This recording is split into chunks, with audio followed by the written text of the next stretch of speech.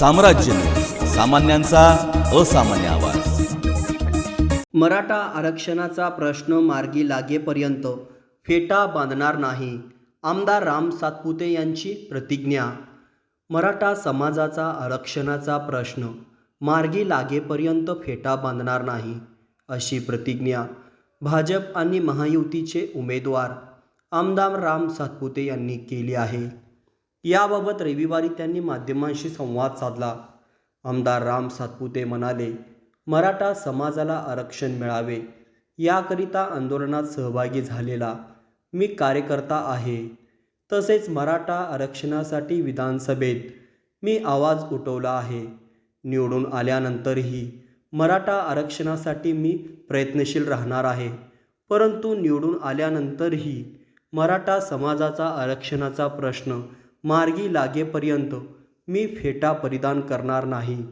मोहोळ तालुक्यातील मराठा युवकांशी चर्चा करताना ही बाब मी त्यांना सांगितली आहे, असे आमदार राम सातपुते यांनी सांगितले। संकल्प आहे का? काल या ठिकाणी मोहोळ तालुक्यातील कार्यकर्त्यांनी त्यांच्या भावना व्यक्त केल्या।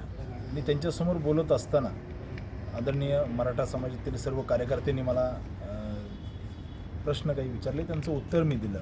परंतु मी या ठिकाणी त्यांच्यासमोर संकल्प घेतलेला आहे, जोपर्यंत मराठा आरक्षणाचा प्रश्न सुटत नाही, मार्गी लागत नाही, तोपर्यंत मी फेटा घालणार नाही।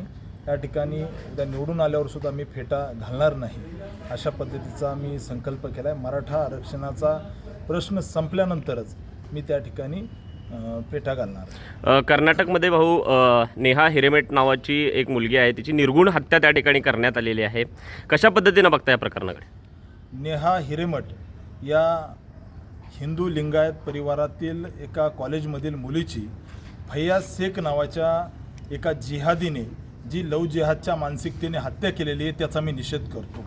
या ठिकाणी एका सामान्य मुलीला अशा पद्धतीने लव जिहादसाठी तिची खुलेआम हत्या करणं, चाकूने भोसकून हत्या करणं, हे या ठिकाणी हिंदू समाजामध्ये, हिंदू लिंगायत समाजामध्ये प्रचंड आक्रोश आहे। मी याचा निषेध करतो।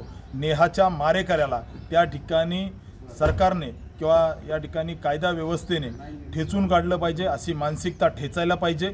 आणि निश्चित नेहाच्या आत्म्याला शांती लाभो आणि आमच्या बहिणीला, एका हिंदू लिंगायत परिवारातील बहिणीला नेहाला ज्या पद्धतीने जिहादींनी चाकूने भोसकून तिची हत्या केलेली आहे लव जिहादच्या मानसिकतेतून, मी याचा निषेध करतो।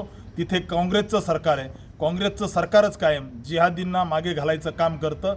या असणाऱ्या फैयाज शेखला, जो नेहाचा मारेकरी आहे, त्याला तात्काळ त्या ठिकाणी शासन झालं पाहिजे, फाशीवर लटकवलं पाहिजे, ही मी मागणी करतो। या ठिकाणी MIMनं उमेदवार दिलेला नाही आहे, कशा पद्धतीनं बघता? कारण मागच्या काही दिवसापासून चर्चा सुरू होती की MIM उमेदवार देणार, मात्र उमेदवार देणार नाही अशा पद्धतीची भूमिका MIMनं घेतलेली आहे।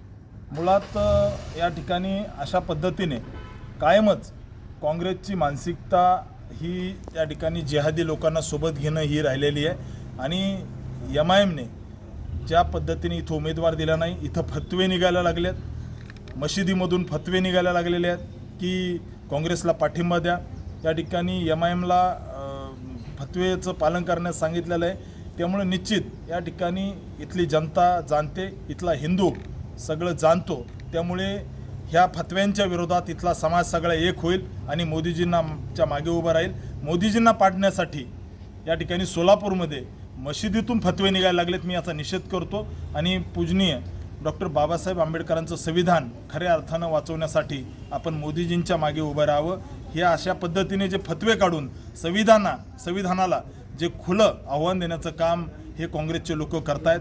मशिदीमधून फतवे निघतायत मोदीजींना हरवण्यासाठी। या सोलापूरमध्ये त्या ठिकाणी वेगवेगळे लोक फिरतायत, याचा मी निषेध करतो। मौलवी फिरतायत की मोदीजींना हरवायचे म्हणून फतवे निघायला लागलेत, वेगवेगळे उर्दूचे पत्रक घराघरात जायला लागलेत।